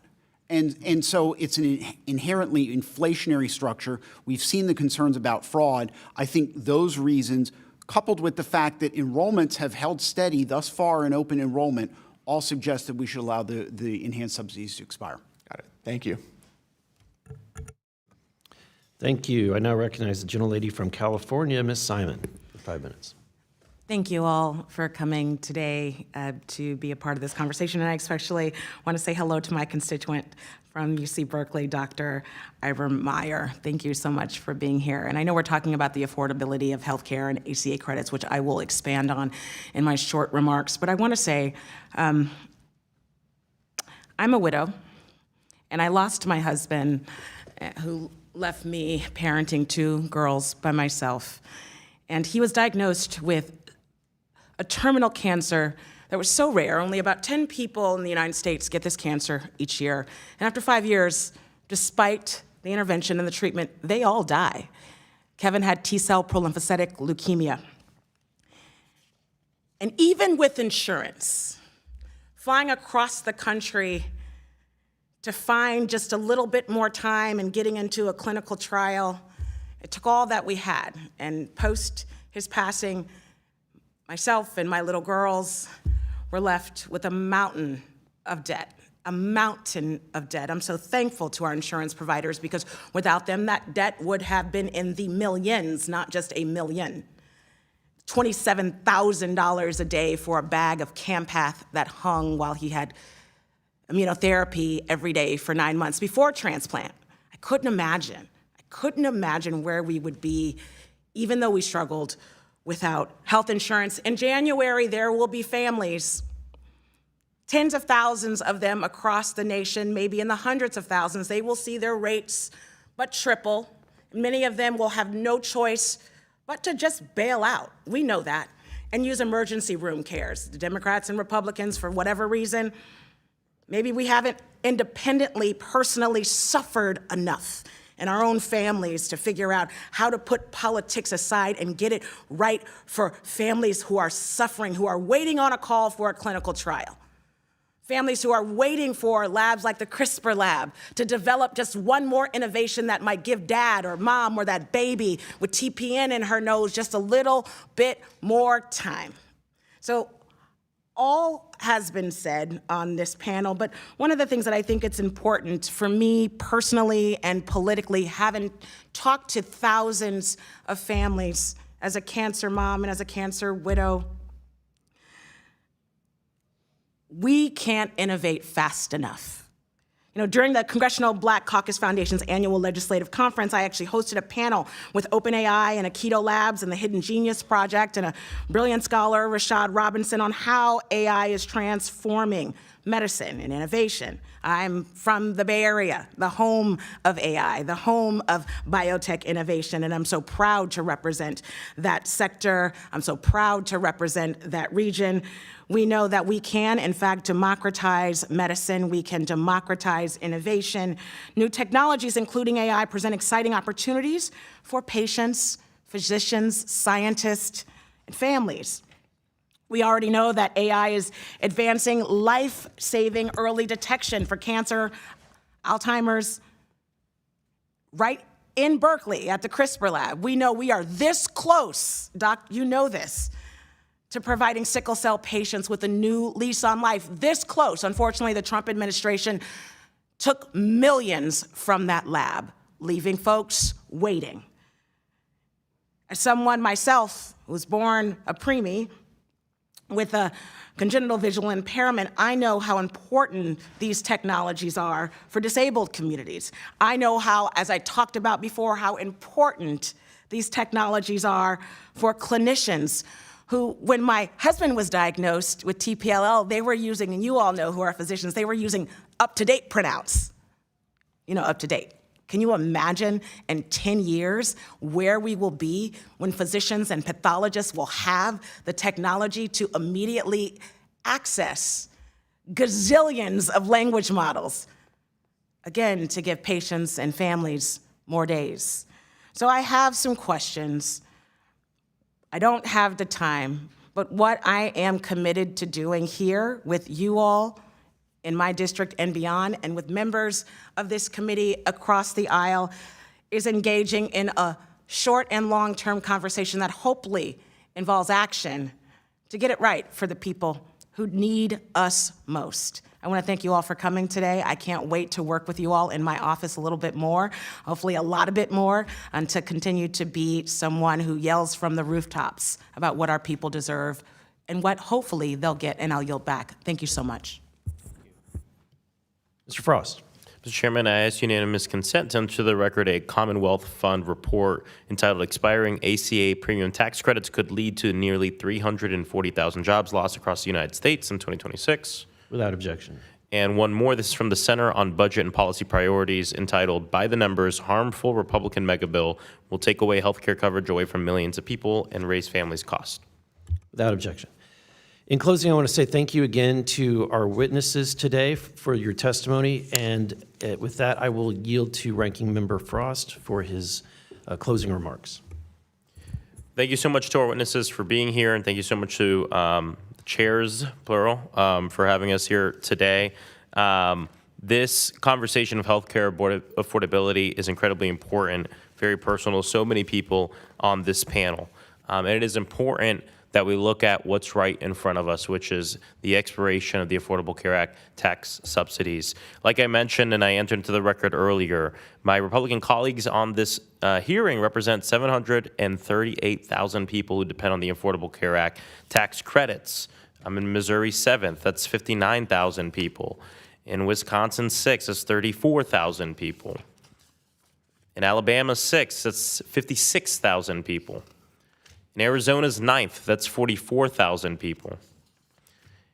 In Louisiana's 3rd, that's 44,000 people. In Texas' 17th, that's 76,000 people. In Florida's 19th, that's 149,000 people. In Florida's 13th, that's 101,000 people. In Pennsylvania's 10th, that's 25,000 people. In Virginia's 5th, that's 36,000 people. In Colorado's 4th, that's 24,000 people. And in Texas 26th, that's 90,000 people. These are not just statistics and numbers. Behind every number, there's a person who is at risk of having their health care going up from anywhere from 50 to 300%. I think this conversation is an important conversation we need to have after we deal with the healthcare crisis right in front of us. Let's pass and extend these tax credits to make sure that working class people in this country don't see their health care costs go up so much that so many of them will just decide not to have health insurance. And then let's get to fixing this broken healthcare system. I yield back. Thank you. I now recognize myself for a closing statement. We've heard from expert panel of witnesses on how to make healthcare more affordable for the American people. And Americans want simple, affordable, and transparent health care, but our current system hides the prices, it blocks competition, and routes every decision through an unnecessary regulation and bureaucracy. We must prioritize innovative technologies and pathways forward to help lower these costs. Today, our witnesses spoke about their personal experience navigating the healthcare market. They testified on how misaligned structures in the current healthcare system are keeping healthcare costs high because there are not incentives to drive the costs down. Artificial intelligence will eliminate unnecessary costs if allowed, and may allow providers to direct their efforts fully towards making patients healthier. And the Trump administration is paving the way forward for entrepreneurs to develop the best healthcare in the world while also promoting consumer choice. We need this innovation because the status quo is totally broken. The American people are suffering from the Unaffordable Care Act passed by the Democrats. Since 2014, Obamacare has skyrocketed the cost of health care and has not led to better patient health outcomes. The one thing that we might be unanimous on in this country is that Obamacare has failed in its goal of reducing health care costs. If, in fact, it's made it worse. We hear you, America. You're not getting simple, affordable, and transparent health care right now. And that is why, rather than have the hearing and just have conversations, I'm taking action. That's why I'm introducing a bill called the MAHA Act that will put consumers back in the driver's seat and allow for free market as intended to spur competition and lower costs and give people back their freedom and their choice. The MAHA Act will allow consumers to shop on the price and the quality of healthcare services. Unlike under Obamacare, this will force providers to compete in the open market, driving down costs and making those costs actually transparent. Consumers will have access to tax-free health wallet that patients can use as real money as opposed to coupons that are controlled by an insurance carrier. This account will be portable from job to job, giving workers their freedom back instead of being locked into a job because of fear of losing their health coverage. This program will also make prices clear by encouraging price posting and upfront costs, creating a true consumer-focused market. The American healthcare system is facing a nationwide shortage across all major categories of providers. And my plan would encourage the elimination of medical education inflation and scope creep, expand and modernize residency training, and eliminate arbitrary hospital caps on residency slots, increasing the supply of doctors and medical professionals. The American people have spoken. They want more affordable health care. Today's hearing lays the foundation for a more affordable healthcare system in America by focusing on innovative technology and new pathways forward. The Democrats have failed. Obamacare has failed the American people, and Republicans are ready to act. And this act, my MAHA Act, will fix this broken system, lower healthcare costs for Americans, and put American families back in the driver's seat for their healthcare decisions. And I now recognize Chairman Grothman for his closing remarks. Thank you. Sorry, I had another hearing. First of all, I'd like to thank the chairman for getting us together on this very informative hearing, and I'd like to thank all of you for coming from all around the country, four corners of this nation, to educate us on the higher cost of health care. I think we've seen consensus here today that there's probably too much being spent on administration, and that in some areas there's overutilization driven by greed. I want to thank our witnesses again. Americans want transparency on where their money is going, and we have the responsibility to deliver solutions and provide our citizens with the best health care system. We learned today that implementing the innovative technology can provide a solution to tackle wasteful spending and misaligned pay incentives. The application of technology has the potential to address the large administrative cost burden that many patients must pay that they do not have knowledge of. Many of us have experienced high costs within the healthcare without receiving high-value care for ourselves and families. 1/3 of healthcare spending in the U.S. goes to waste, and we must act now to address this growing problem. It's going to be tough because, of course, if we spend less money in our healthcare system, somebody is going to be getting no check or a smaller check. So the special interests will be out looking to protect the status quo. But I think the Republican conference is up to it, and I think we'll stand up to those special interests and find a way to reduce the out-of-control cost, which is such a burden on your average American patient. Thank you again for letting me in the room. Thank you, Chairman Grothman. Thank you, Ranking Member Frost. And with that, without objection, All members have 5 legislative days within which to submit materials and additional written questions for the witnesses, which will be forwarded to the witnesses. And if there is no further business, without objection, the committee stands adjourned.